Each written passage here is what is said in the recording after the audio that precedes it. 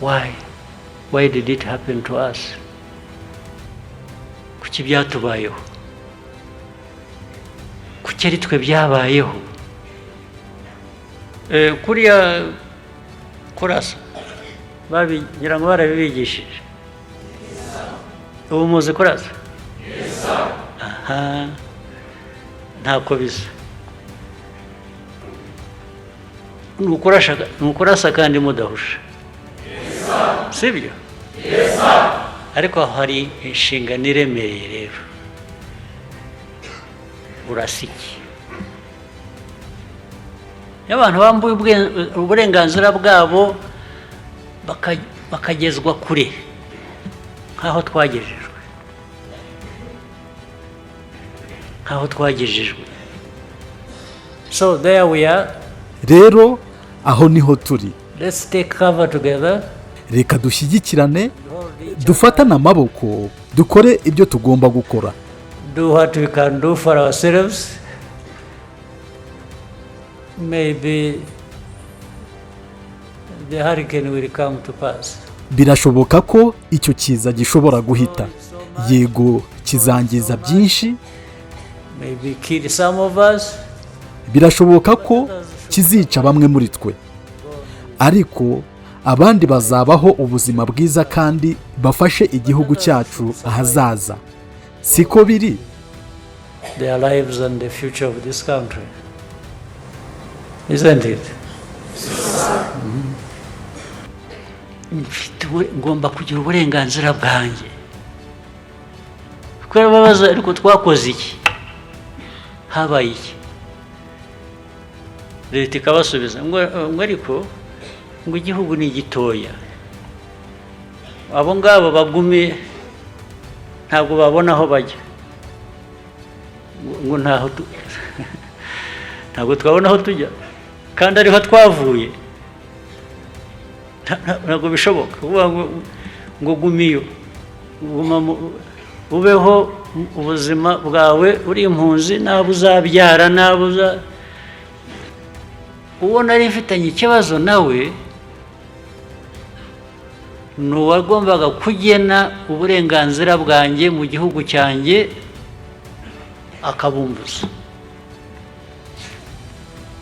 Uwo twagombaga guhangana niko byagenze. Ntabwo najya gushoza intambara mubo twahungiyemo ngo hari ibyo batampaye cyangwa batanyemereye. Oya. Ngomba kugira uburenganzira bwanjye.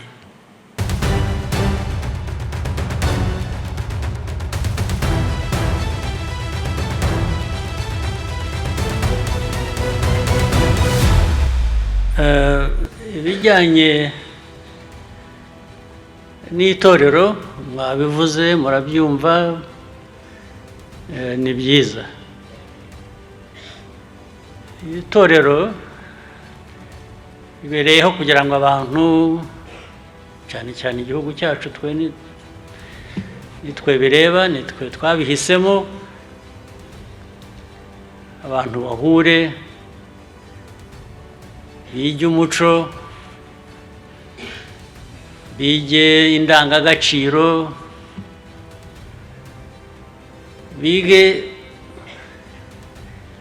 ibintu byinshi bitegura abantu guhangana n'ubuzima butandukanye aho waba uri hose ku isi. Ugahangana n'ibyo ushingiye ku muco wahawe n'igihugu cyawe. Umuco burya umuntu, umuryango, igihugu bibaho bishingiye kuri kamere y'uwo muntu, y'umuryango n'igihugu. Ibyo rero kugira ngo bigende neza ndetse bigirire akamaro abantu ku giti cyabo bigirira akamaro imiryango, bigirira akamaro igihugu, bibamo inyigisho, bibamo ubwenge, bibamo kumenya. Abantu bose bavukana ubwenge. Ku bwenge ukubakiraho kumenya. Ubwenge bwaba bukurimo butuma umenya iyo ushakishije kumenya. Nanone kugira ngo bifate biterwa n'abantu guhitamo. Urahitamo. Ni nk'uko mwahisemo kuza hano. Ubu mwaje hano kubera ko mwahisemo. Hari icyo mwashakaga. Ntawabakoreshejeho ingufu kugira ngo mube muri hano. Nimwe mwabihisemo muraza. Icyo mwashakaga. Uko gushaka rero mwashaka kumenya. Mwashaka kumenya ibibareba, ibireba abantu n'ubuzima bwabo, ibireba umuco, ibireba imyifatire ituma abantu batera imbere uko bikwiye. Amajyambere. Ikindi kugira ngo ibyo bifate bigirire akamaro imyifatire navugaga, kugira ngo abantu bose mu ndimi zose iyo uvuze discipline barabyumva.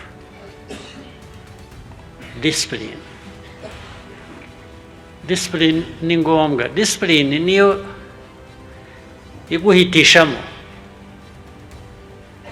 icyo ushaka nuko ugikora n'impamvu. Ndetse discipline ikakuyobora, gatuma muri kwa guhitamo ugira ibyo uhitamo bizima. Kubaha, kwiyubaha,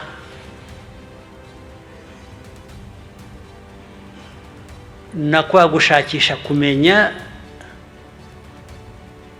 Discipline iyo ufite ubumenyi byongera agaciro kuri bya bindi wamenye. Discipline ni ngombwa. Discipline ituma utava ku ntego ngo ujye mu bindi bintu, harimo noneho nibitakubaka ahubwo bishobora kugusenya. Discipline ni ngombwa. Buriya niyo mpamvu no kuza kwigira hano muri aya mahugurwa muri iri torero, uko mumeze, uko ibyo mwavuze mwize muri hano ni iki, ni ibigushyiramo discipline. Ubishaka rero bimugeza kure. Ubisuzuguye ntabikurikize uko bikwiye, wenda bikugeza hafi bikarangira. Ariko discipline cyane cyane mukiri batoya mwebwe rero. Iki gihugu cy'u Rwanda n'Abanyarwanda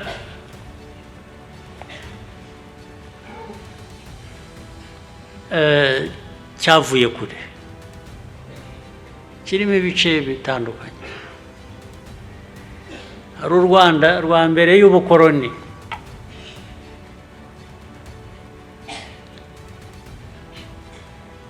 ndetse uru Rwanda mbere y'ubukoroni njye nibwira ko ruruta u Rwanda nyuma y'ubukoroni, aho ubukoroni bubereye. U Rwanda rwa mbere y'ubukoroni ruruta u Rwanda rwo mu bukoroni, kuko ubukoroni bwaraje buhindura abantu, biriya byose Imana yavugaga cyangwa abatugejejeho byinshi batugejejeho, umukobwa n'umuhungu,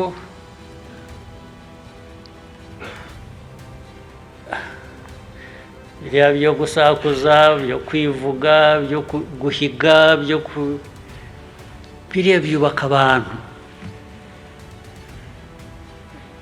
Ubukoroni bwaraje burabisenya. Turabyemera, ibintu byiza nk'ibyo birabura, tujya mu bindi. Ibyabo baje kudukoroniza.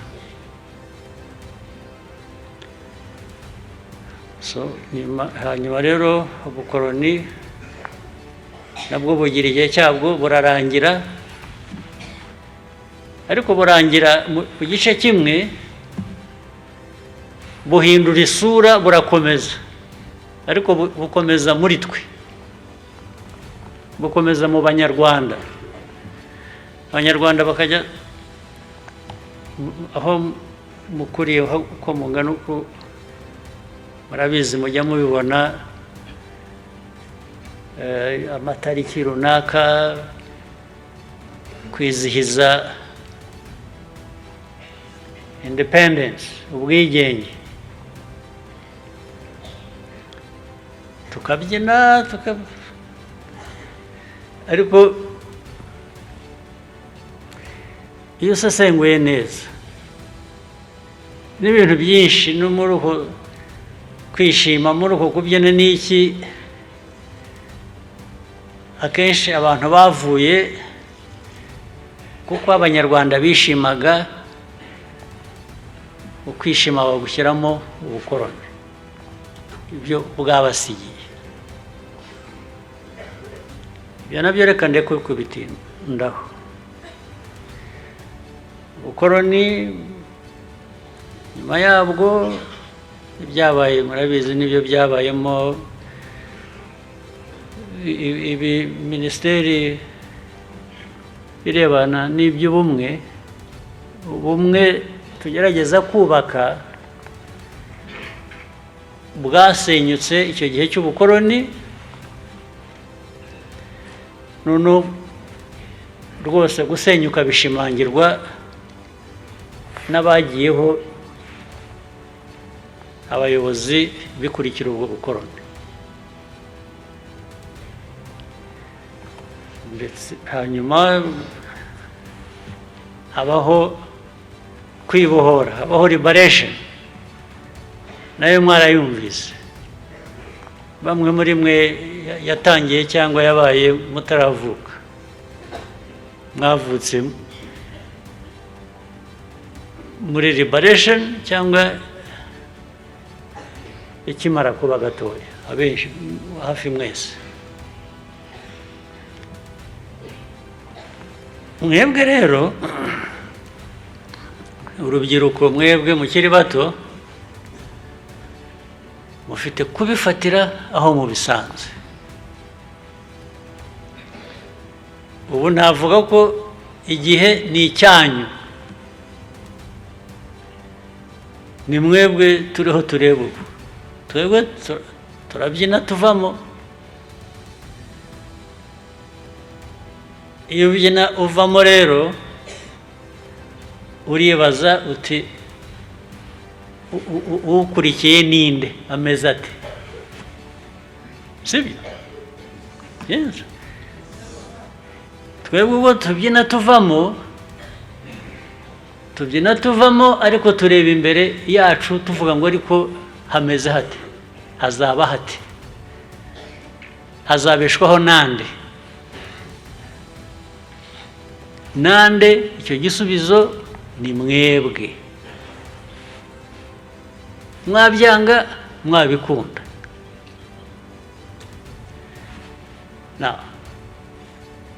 Nimubyanga rero imbere hazaba habi, ndetse namwe mwabyanze bibagireho ingaruka.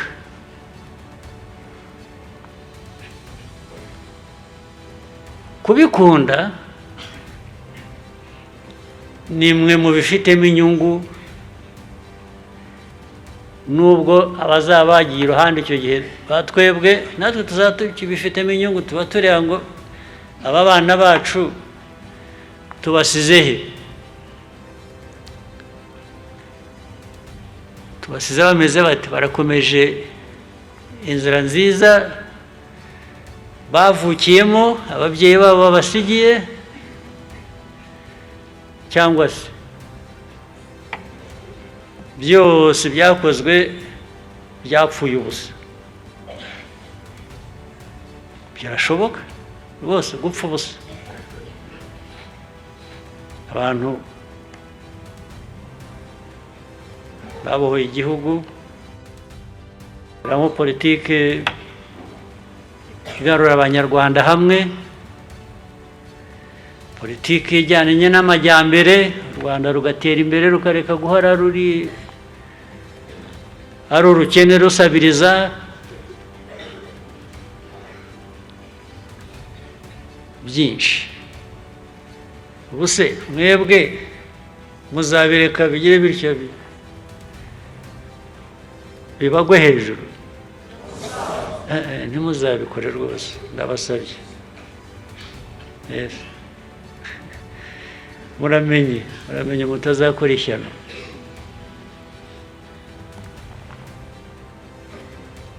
Isi kandi niko ihora iteye. Isi izana ibyayo, izana ibyiza,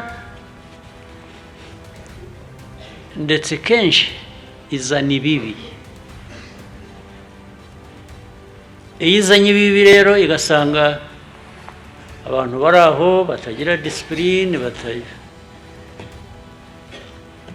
bihebye, badashaka kugira icyo bakora, bibera mu iraha gusa, ntabwo bitinda bya bindi byubatswe kugira ngo bigwe hejuru y'abantu, ntabwo bitinda rwose. Kuko genda bivuga n'abandi barabizi, namwe aho mugeze mu myaka murimo, nubwo muri bato, aho mugeze n'izi nyigisho babaha murabizi, mumaze kubimenya, muzi aho u Rwanda aho rwavuye, aho rugeze, n'ukuntu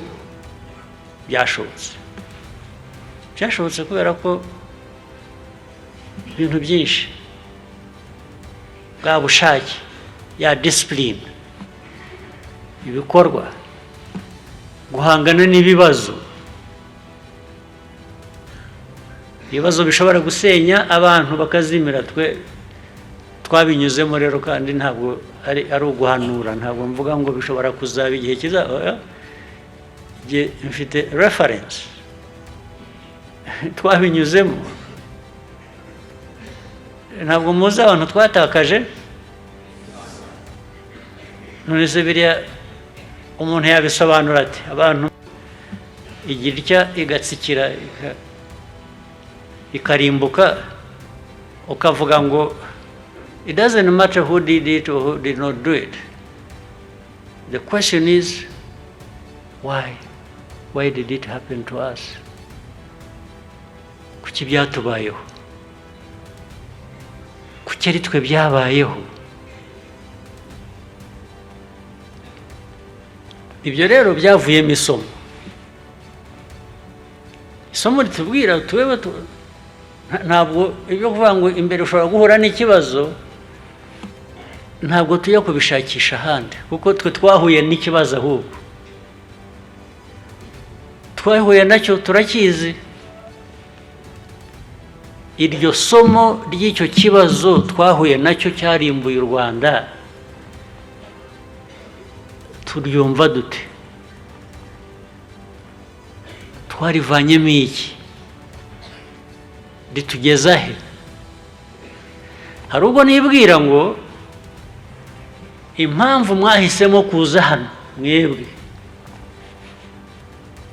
mugomba kuba hari ikintu mwumvaga muri iryo somo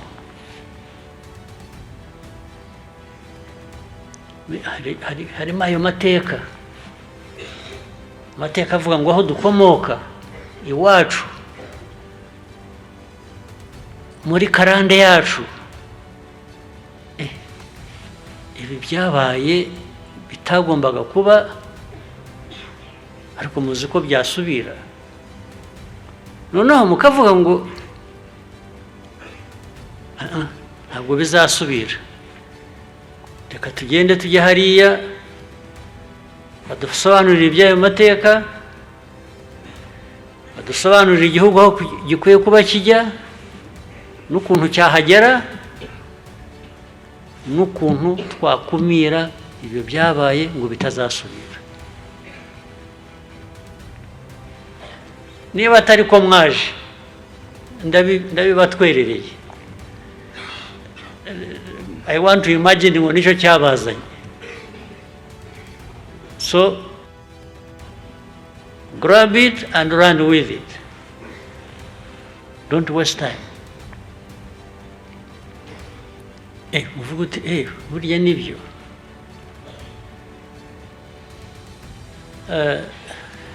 nkiri umwana nkamwe muri abana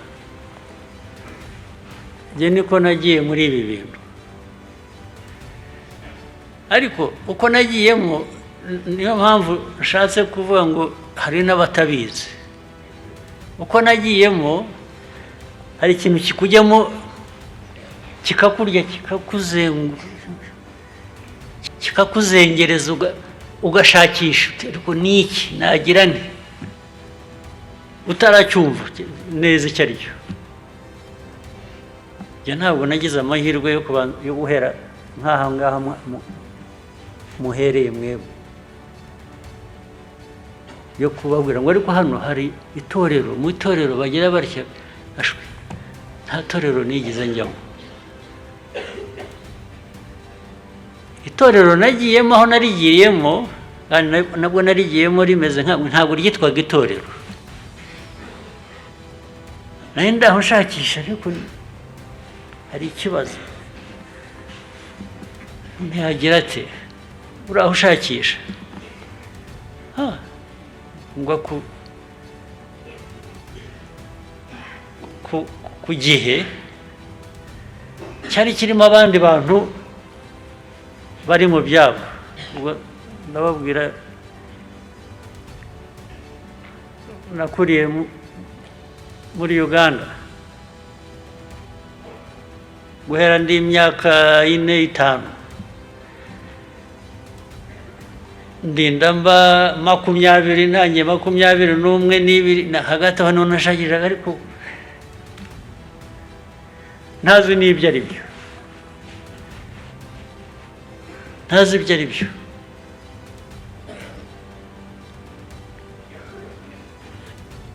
ko jyande ba 23 uza guhura n'abantu bavuga bati dufite ikibazo cyacu tugomba kugikemura bamwe muri twe turabegera turabasanga kugira ngo tumenye abafite ibibazo nk'ibyacu babikemura bate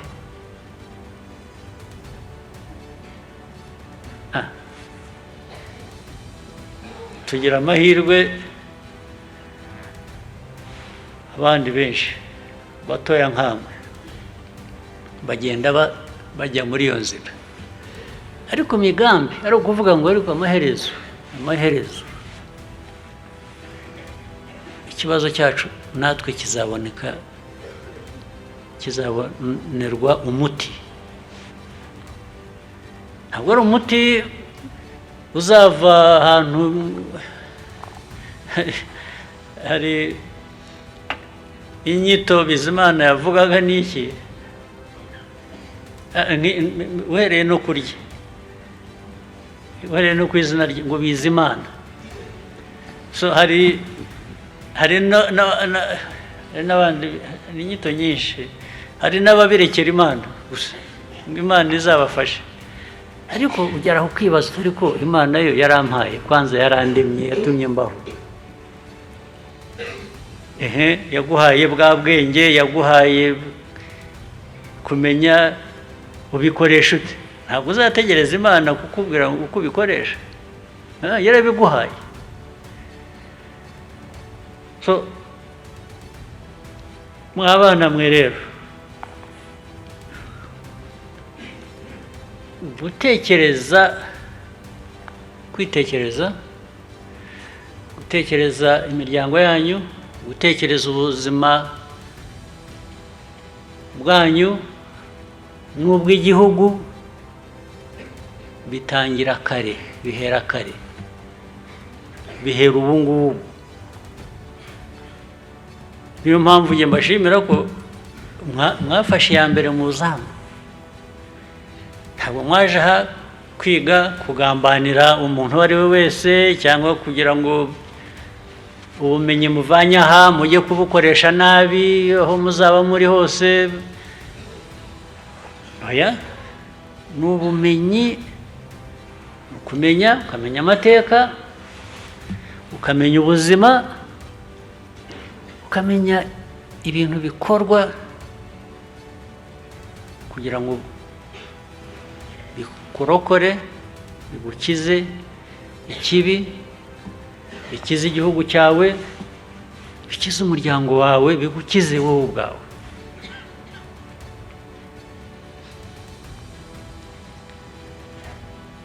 Kuriya kurasa ngira ngo barabibigishije. Ubu muzi kurasa? Aha, ntako bisa. Ni ukurasa kandi mudahusha, sibyo? Ariko hari inshingano iremereye rero. Urasa iki? Utazajya kurasa umuntu umwambura amafaranga cyangwa umwambura umutungo we. Nabwo bigira igihe. Icyo gihe iyo kitageze aho ugomba kwitabaza intwaro, nta mpamvu yo kuyikoresha. Igihe kigeze kigera mu buryo bwa rusange, ntabwo kigera ku muntu umwe gusa, kigera iyo abantu bambuwe uburenganzira bwabo. Iyo abantu bambuwe uburenganzira bwabo bakagezwa kure nk'aho twagejejwe, abantu bagashakisha ubundi buryo ibyo byakemuka, ubwo buryo bukabura. The last resort bikaba kuvuga ngo noneho urabizi tugiye kubipfa, ngomba kugira uburenganzira bwanjye. Bya bindi byose twavugaga, dutanga ingero z'Imana. Hari umuntu waremye abandi se? Apana. Twitwa ko twaremwe n'ibizi, izina Bizimana. Ibizi niyo yaturemye, sibyo? Kugira ngo rero undi muntu aza kubuze amahoro, akubuze uburenganzira, bigere no ku gihugu, ku buryo igihugu kibura amahoro. The last resort, mbere yo kuyigeraho the last resort ni ukuvuga ngo nabwiye abantu nta mahoro yanjye nanjye nyaguhe dore uko twahana amahoro tukabana iyo byanze ntaha bigana nta handi bigana uribuka kera icyo gihe nababwiye turi hanze turi impunzi twajyaga tunyura ahantu henshi mu mahanga tukabwira ariko iwacu ni Rwanda turashaka gutaha ntabwo tuzabaho mu buhunzi gusa ngo tube mu refugee camps bitagira amaherezo kuko babaza ariko twakoze iki habaye iki rimwe na rimwe abo bakaza bakavugisha leta yari iri hano leta ikabasubiza ngo ariko ngo igihugu ni gitoya abo ngabo bagume ntabwo babona aho bajya ngo ntabwo twabona aho tujya kandi ariho twavuye ntabwo bishoboka ngo gumiyo ubeho ubuzima bwawe uri impunzi nabo uzabyara nabo hagiye habaho ibintu byinshi nta nubwo narenganyaga ibihugu bimwe twabayemo ibihugu bimwe twabayemo byadufashe nk'impunzi nyine ndetse barushaho badufata neza kuko no muri izo ngorane hari abantu bagiraga batya abana bakiga bagira bateka ukabaho utyo ariko udafite iyo rayiti rero nabwiraga abantu no muri liberation yacu yitangira aba bantu babiri hari aho twabaye batagufashe neza wenda ku buryo washakaga cyangwa wifuza hari n'igihugu cyawe cyakubujije gutaha ngo ni hato byaba ngaba baho nabaye uko baba baramfashe kose nta rubanza mbashyiraho njye nta kibazo mfitanye nabo uwo nari mfitanye ikibazo nawe ni uwagombaga kugena uburenganzira bwanjye mu gihugu cyanjye akabumbuza uwo twagombaga guhangana niko byagenze ntabwo najya gushoza intambara mu bo twahungiyemo ngo hari ibyo batampaye cyangwa batanyemereye oya bashatse babikora bashatse babiguha niyo wavuga ngo ntabwo ari byiza byaba atari byiza ariko nyirabayazana ni uwakubuje amahoro mu gihugu cyawe sibyo neza rero kuba muri hano nicyo mu byinshi mukwiye kuvana hano icyo kirimo kumenya uko uharanira ibyawe uko uharanira uburenganzira bwawe uko wiha agaciro wowe ukamenya ngo ndi umuntu nk'undi ntabwo wowe uza kuza kumbwira ko ngomba kubaho cyangwa uko umuryango wanjye ubaho cyangwa uko abanyarwanda babaho wowe urabimbwira nkandi uri umuntu nkanjye ufite uburenganzira bwawe nanjye mfite ubwanjye dufite ubwo duhuriyeho ntabwo waba ari wowe ugena uburenganzira bwanjye uko ushaka ntabwo bishoboka mu byo mukwiriye kuvana hano nicyo ngicyo ariko ikindi mukwiriye kuvana hano ni ukuvuga ngo bwa burenganzira dushaka iyo ubufite ubukoresha utese kuko twabohoye igihugu turagifite kirimo umutekano abanyarwanda barasubiranye baba umwe, hanyuma se igikurikiraho ni iki? Amajyambere, gutera imbere. Ntabwo twaba twarabonye igihugu ubundi turangiza twicarane nk'uko mwicaranye, umwe yegamira undi, tuganye ngo inzara iratwishe. Oya, ubu kiba gisigaye ni ugukorera igihugu ku buryo gitera imbere. Ibibazo by'ubuzima, ibibazo by'uburezi, ibibazo by'iterambere, ku buryo igihugu, ingero turazifite nyinshi, ibihugu aho byavuye n'aho bigeze n'ukuntu byateye imbere. Bimwe wenda muzabijyamo cyangwa mwabibayemo, cyangwa umukobwa watubwiye ko yize muri Barcelona muri Spain, agomba kuba mu byo bize agomba kuba yararebaga Spain akareba aho igeze, akanamenya ko mu myaka nk'ijana ishize ntabwo ari kuriya Spain yari imeze. Yateye imbere ite rero kuva hahandi hasi ikaba igeze hejuru, aho abantu bajya guhahayo ubumenyi bakajya kwigayo.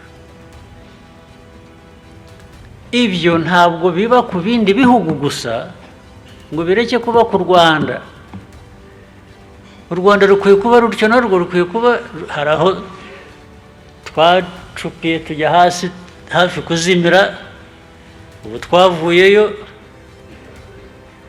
Ikitubuza umuvuduko wo gukomeza gutera imbere,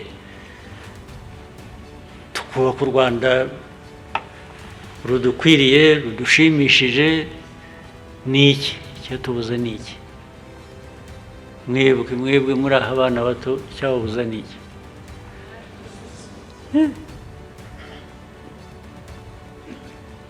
Nta nzitizi n'imwe, nta gihari. Ariko ntabwo bipfa kuboneka gusa. Ntabwo uzagira utya ugakora ubusa, ukirirwa uganya, ukirirwa utya, buri mugoroba ukajya mu nzu ukifungirana ugasenga, ntacyo uzavanamo pe na busa, zero. Ibyo I am witness to those things. Mwebwe muri bato wenda ntimubizi, igenda bibabwira nk'uwabibayemo, nk'uwabibonye, ntabwo n'abandi benshi barabizi. Umunsi mwicaye aho mukaganya gusa, ikindi mukwiye kuba muvanaho ahangaha kijyanye n'ibyo mvuga, be problem solvers. Buri gihe shakisha uko wakwishakamo igisubizo, wihereho, kandi wihereho ufite confidence, mwakucere ibyo ushobora gutanga ibisubizo bikurimo nk'uko biba mu bandi. Kuki abandi baba babifite we ntubigire? So that is the starting point. You must be confident that you have the ability to find a solution or a part of a solution. Naho ugiye gusuka gihora aho, hari abantu babaho batyo, bagahora complaining, leta ntiduhe ibi, no. But be part of government, be part of private sector, be part of any institution that actually, that being that part is your right, Uburenganzira bwawe.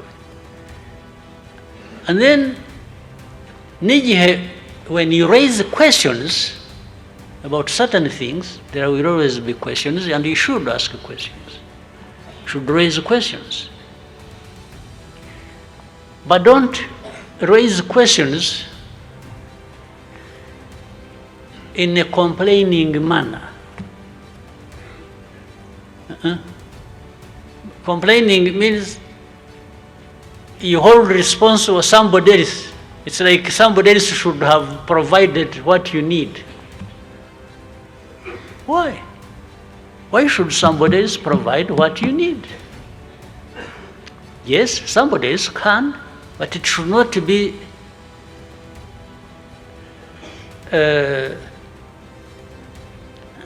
you should not feel what do you call it? It's not an entitlement.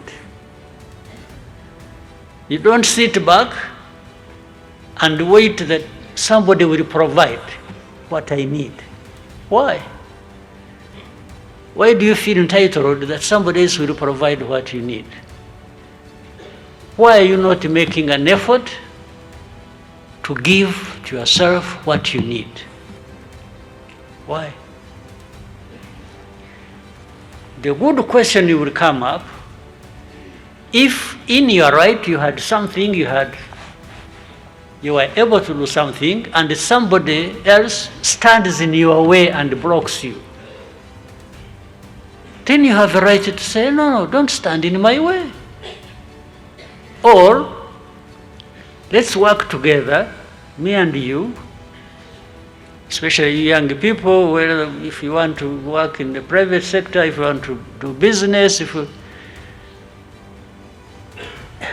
develop an idea in you, try to find something you're capable of doing, depending on your background. And then, I'm sure some of you here, you are not all foreign to each other. Some of you are friends, or colleagues, or even same family members. So if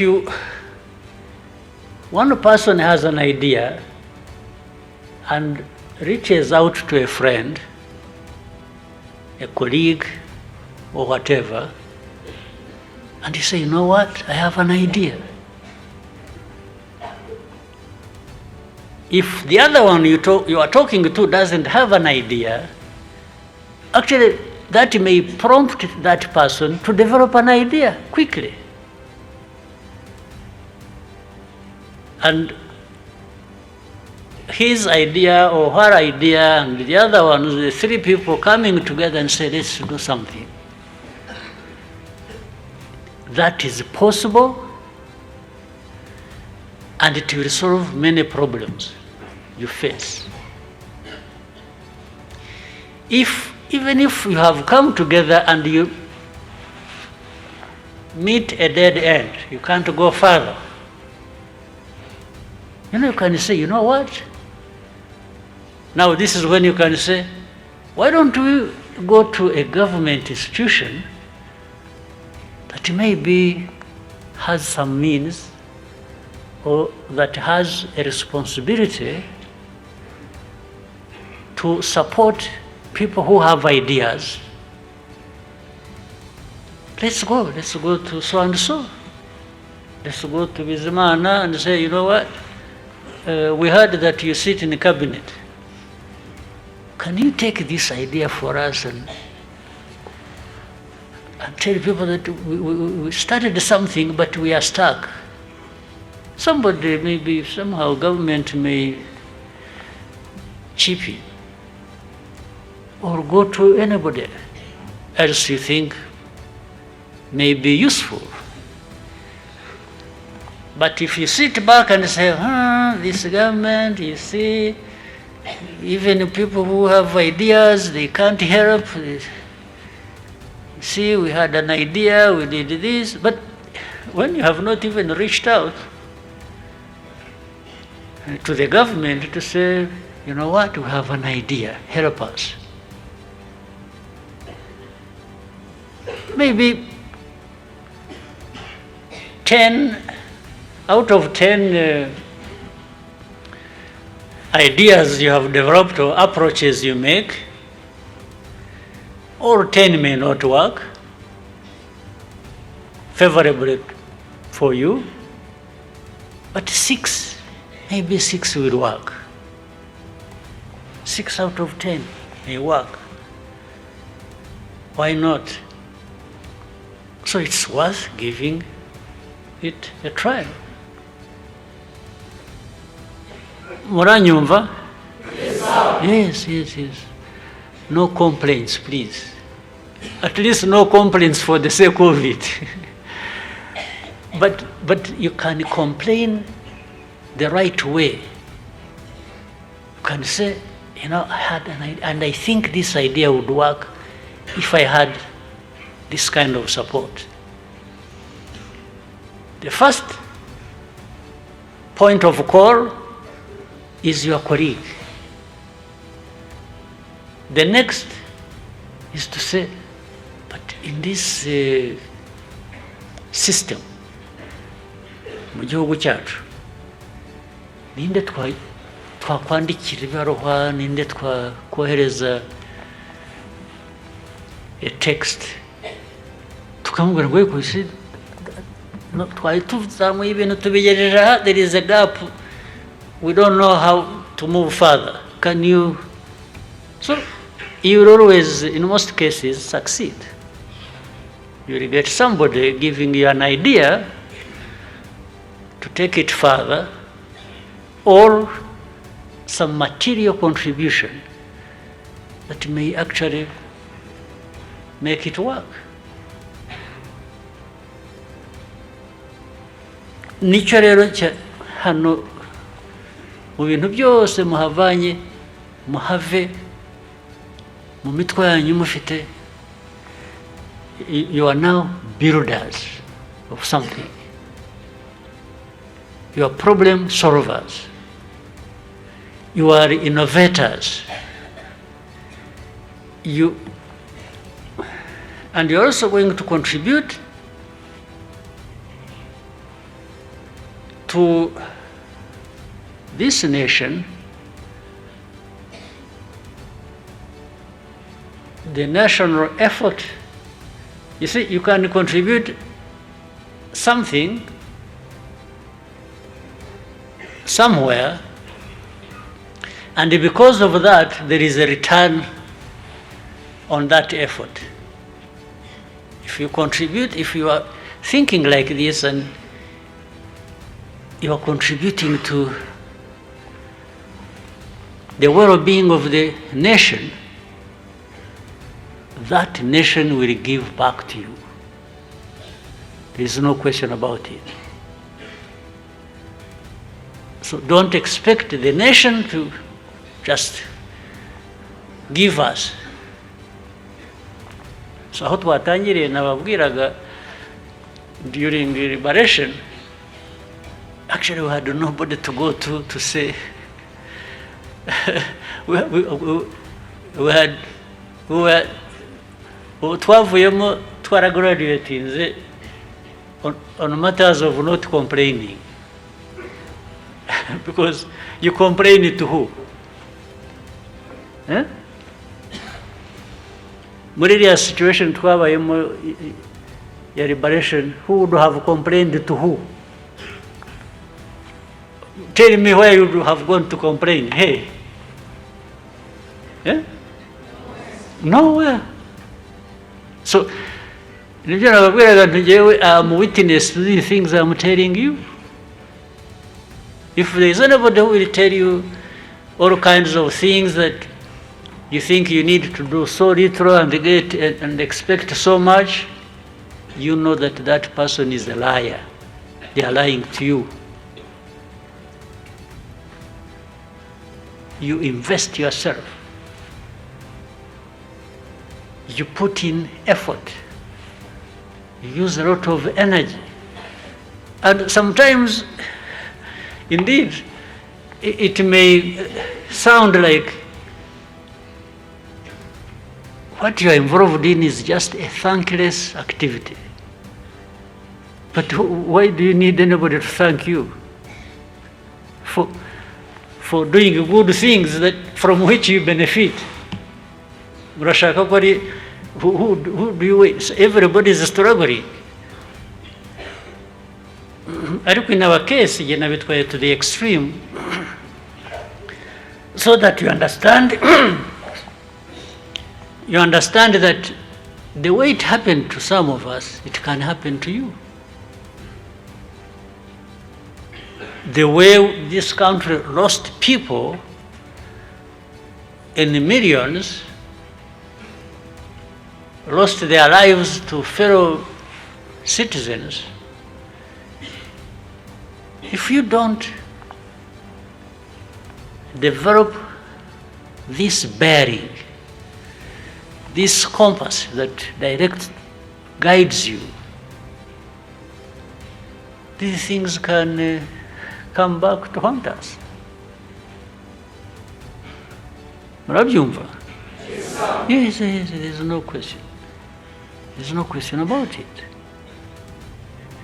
And you don't want the recurrence of that kind of a situation. You don't want it. You don't want it, and you also have to master the fact that I'm not talking about anybody else. I'm talking about you. Ntabwo igihugu cy'u Rwanda kizakizwa n'abandi bavuye ahandi zero. If you thought there is anything like that, quickly change your mind. It is not like that. It doesn't happen like that. You must be the one to do it.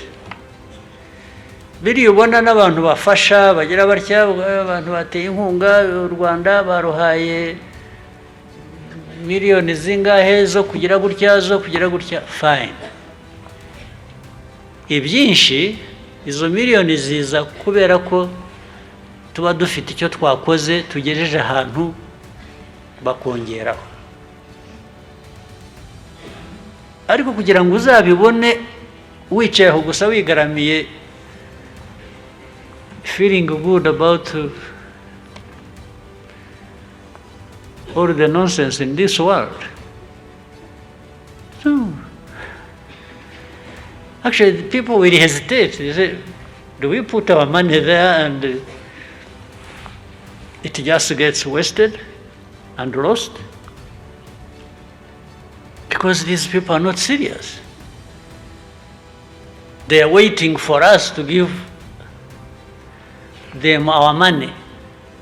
And some of it, they take it and they go to drink it. Barayafata bakajya kuyanywera. And millions get lost like that. So these people know it. Ariko icya kabiri mujye mwibaza, mumenye by the way ngo niba igihugu kanaka gikize kiduhaye umutungo wayo, mwibwira ko uriya mutungo bavuye hereko, bavuye mu baturage babo. You get it? Yes.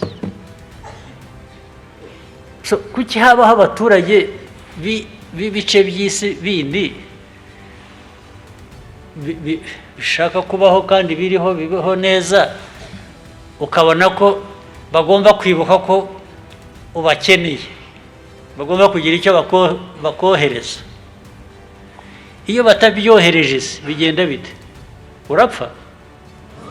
Yes, you can't wait for somebody to feed you. You must strive to feed yourself.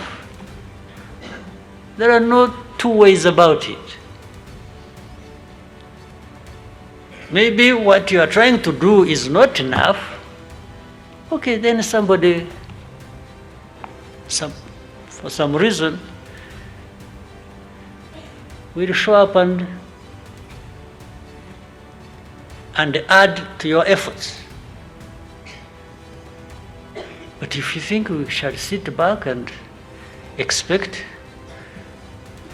to be given resources of other countries, of other citizens. First of all, it is a foolish thing. It's absolutely foolish. Of any people who would sit back and expect that somebody will look after them. No.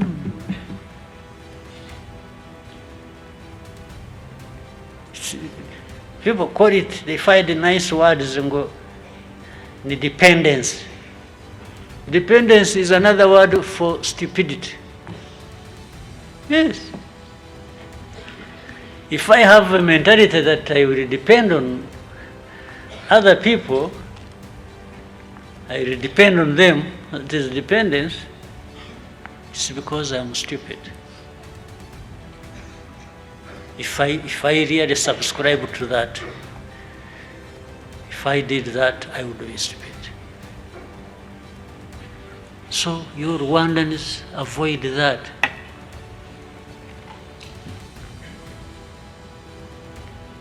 And the time is now. And the people, ni mwewe. Yes? Yes.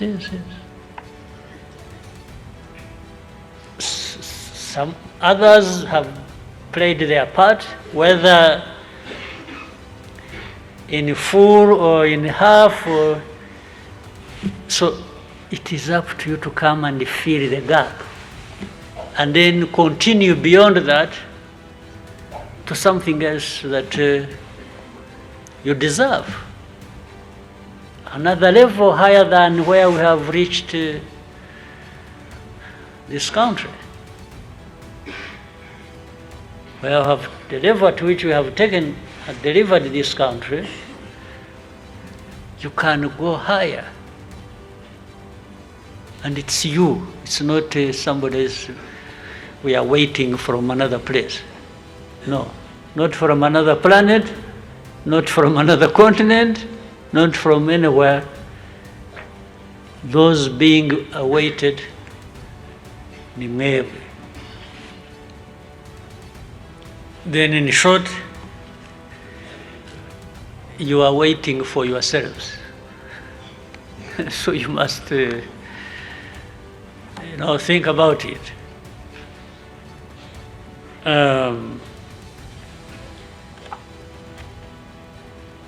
Kuyavuga ntabwo ari ukuyamara, because there will be another time, maybe bamwe muri mwe muzagaruka mu share experiences, n'abandi bazaza nyuma yanyu, but muvaha mutahanye imigambi, individually, collectively. You should contribute to. You will not succeed unless there is a discipline that keeps bothering you, in a sense that you want to take it further, upgrade it every time. Finally, basabe nk'urubyiruko, we need you, we love you, but please, first and foremost, take care of yourselves. Right? Yes, sir. This religion of alcohol,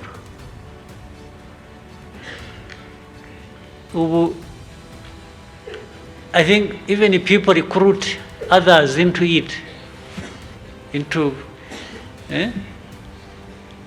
alcohol is killing you, it's killing young people. Well, abakuru bo barashitse. Yes, it has killed so many old ones like us. Abandi bari mu nzira basa nk'abananiwe tu, ariko I want to warn you and beg you that ibi byose tuvuga byabazanye hano imigambi dufite igihugu n'iki, this thing will kill you before you realize your ambitions, if you have any, because you must have ambitions first of all. Then don't cut your life short for really nothing. Then hari alcohol, hari ibindi biri hanyuma bindi by'ibiyobyabwenge bikaze bibatumura banywa mu matabi n'ibiki. Urumogi murabwumva? Uwababwiye ko rwamukijije cyangwa rwakijije umuryango we cyangwa rwakijije igihugu ninde? Ndabatumye muzanshakire just one person, only one, I don't want two. Muzanshakire umuntu umwe ushobora gutanga testimony akavuga ko byamukijije. Uwo muntu ni mumunzanira, azabanza mpembe wowe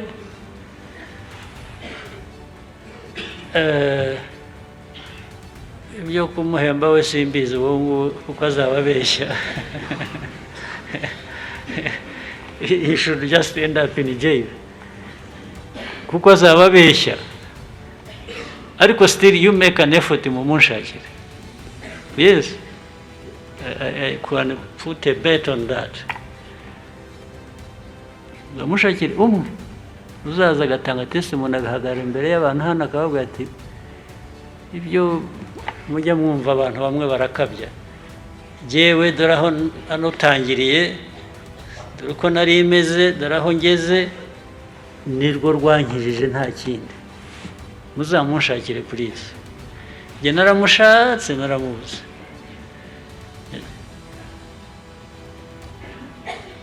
So ibintu rero bidafasha ubuzima kuba neza kurusha abantu baba babishaka biki. Iyo bibaye benshi rero bikajya mu rubyiruko bikajya bite, ntabwo byica mwe individuals gusa, byica igihugu. Cya gihugu twaraha turirimba tuvuga urwatubyaye, tuvuga rwo ushaka kubaka, ngo byibagirwe rurazimira. Muranyumva? Mujye muhora mwibukiranya, tuzahora tubibutsa. Ntabwo kwibutsa ibintu nk'ibi ari uguta igihe. We shall keep trying. Okay? Namwe keep trying please. And we should have some good leaders in you. We need leaders of today and tomorrow. All right? Yes, sir. God bless you. Ngomba Ubuzima. Ngomba Ubuzima. Papa wacu tumushimire.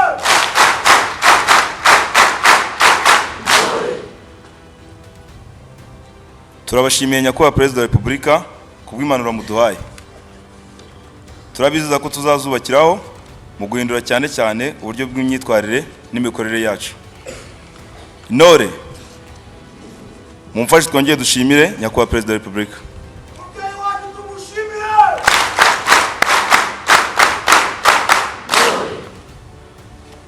Nyakubahwa Perezida wa Repubulika, mubitwemereye twakwakira ibibazo 4 cyangwa 5.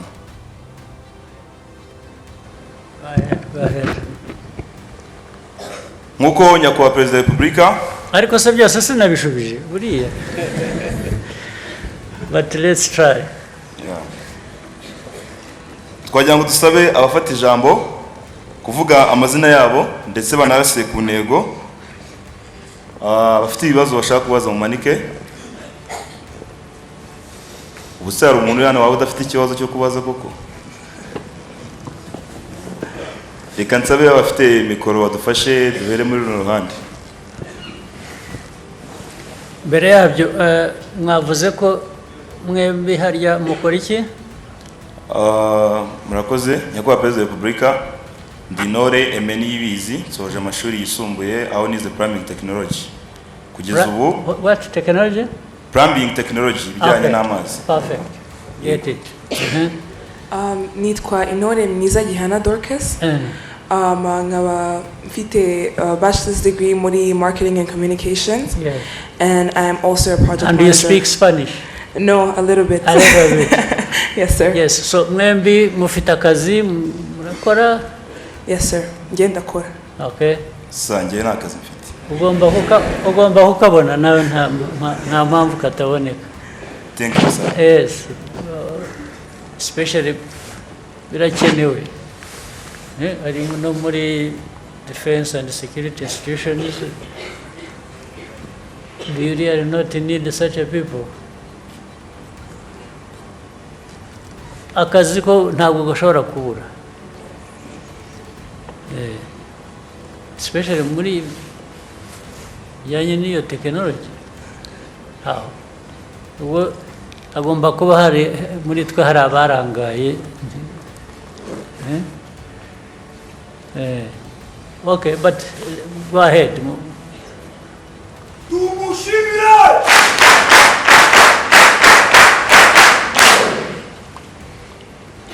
Thank you, sir. Ego reka duhere kuri runo ruhande.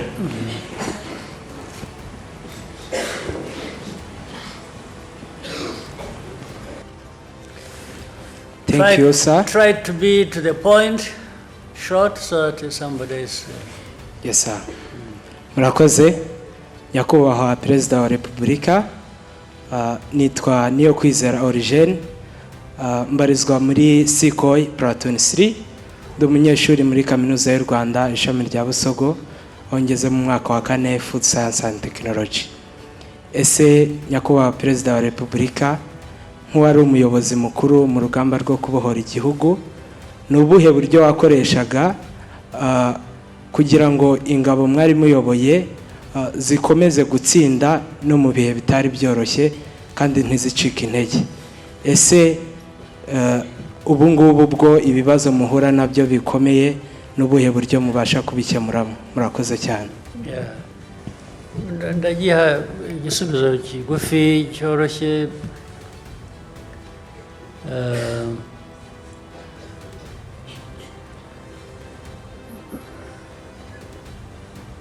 Ibyo nababwiraga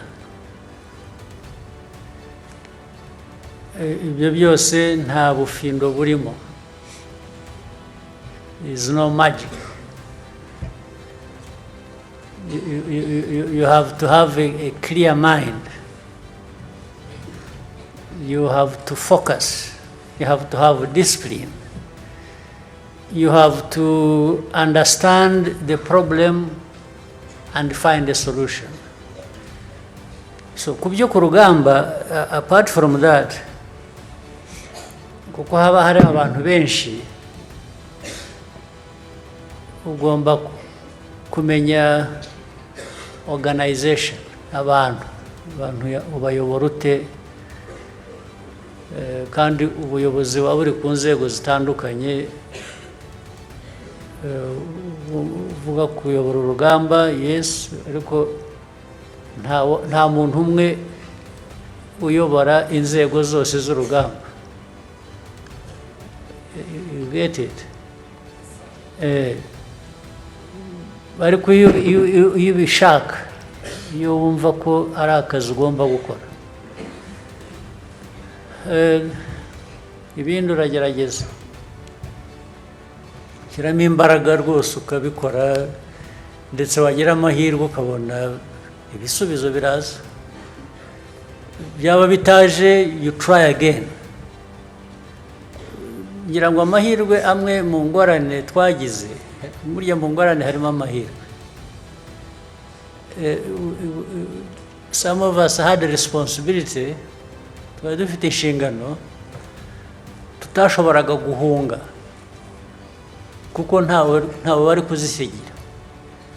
Buri wese yari afite inshingano, ntabwo wavuga rero ngo ibyanjye ndabiretse.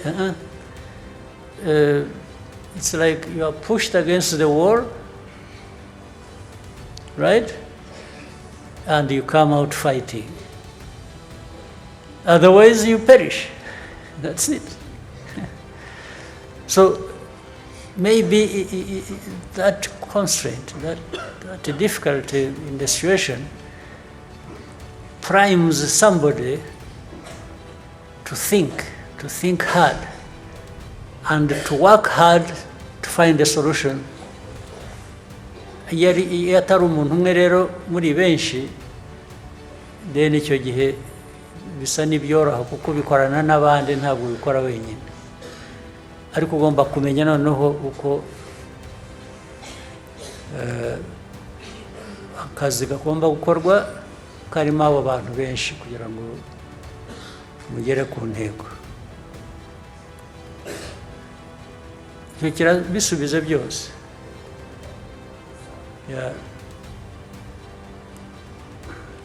Thank you sir. Reka mwongere mumanike turebe n'abandi. Tugerageze gusharinga impande zose, tujye muri ruhande naho turebe. Tugire vuba, twihute.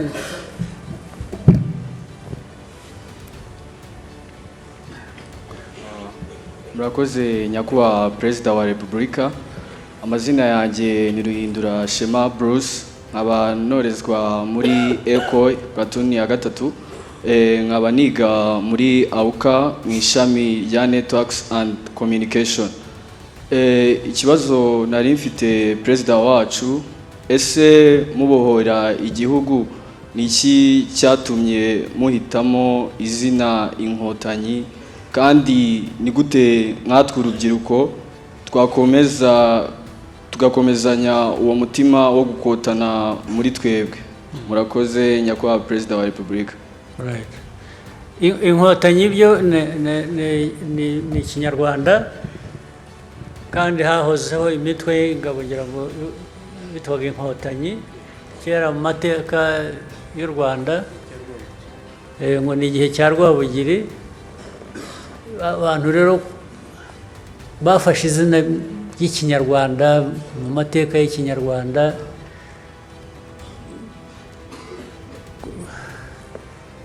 byari kugira ngo iryo zina ry'imyaka 100 n'indi yabaye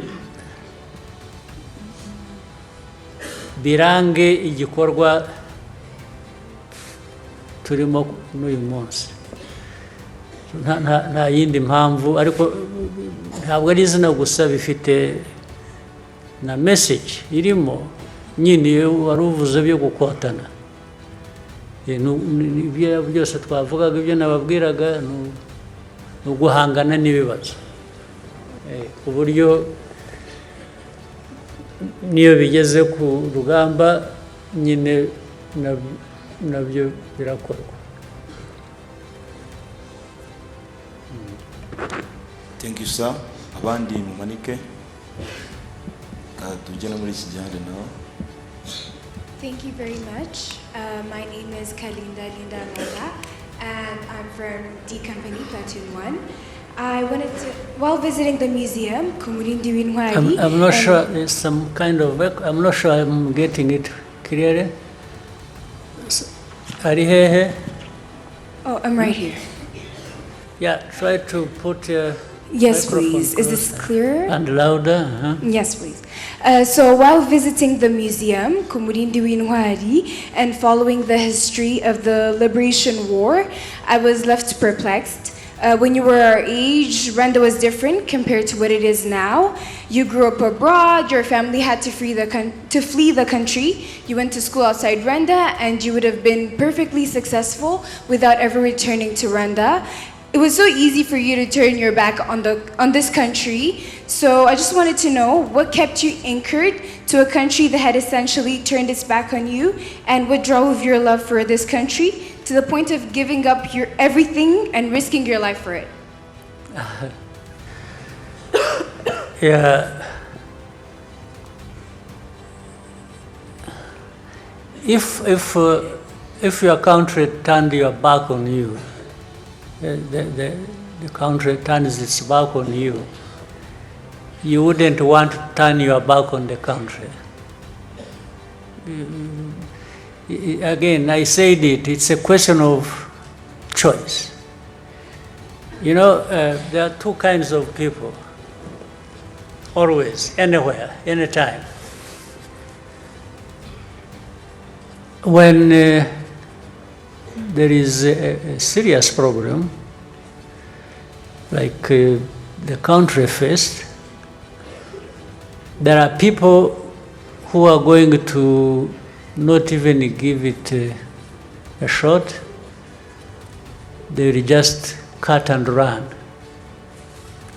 and give up because something is difficult or it affects them in a certain way. So they may run away and go somewhere else. That's one group of people. The other will stand and fight and give it a try. They wouldn't. So there are many, the situation is like that. I just happened to be on that side where I wasn't, like many others, I wasn't going to run away. Run away to where? To do what? To be what? I mean, run away and continue. By the way, even those who run away, have you seen of late? Those who have run away for a long time to different, the rich countries, they run away too and abandon their poor countries. Are you looking at what is happening? They are returning them at a terrific speed. So they tell them, you don't belong here. Especially if you have, like mine. They really. So, but some may want to stay and keep hiding and doing this, and oh well, good for them. I don't think everybody would want to act like that. So you want to give it a shot to try and live in your country and contribute to making it the country you want it to be. All that resides in the minds of people, what choice you make. There's no question about it. As I said, there is no magic, there is nothing. It's just you.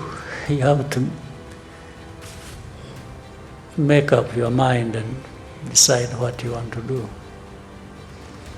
And what you want to do may also reflect what you want to be. I don't think ever I would or others would have made a choice to stay as refugees, as stateless, as no. Well, there are people, I mean, as you said, people could have, some stayed and did well in their lives, some were wealthy, others were all kinds of good things. If they choose to do that, There's nothing I can do about it. But that's not my choice. I think many of you, it wouldn't be your choice. Right? Yes, sir. Right. Thank you, sir. Reka twakire ikibazo cyangwa se igitekerezo cya nyuma. Tekereza ku ruhande tutabashijemo ahubwo hakurya hariya. Afite mic bifasha.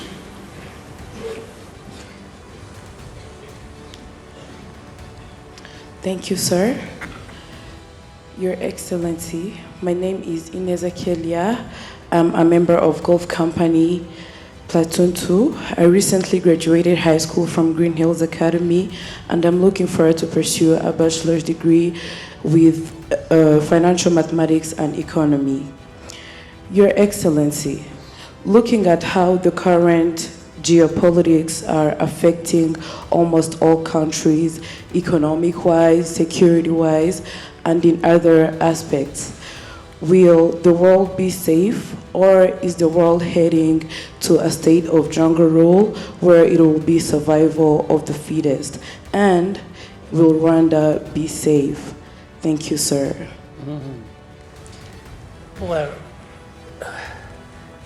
mobilizing you to be part of this and from here to be part of national building is about trying to secure Rwanda. Rwanda should be safe, and will be safe because of you, depending on how you come out and fulfill your obligations, how you build yourselves, how you fulfill those obligations to your country. Surely Rwanda will be safe, and safe in the context of the global situation. Now, for the geopolitics and stuff,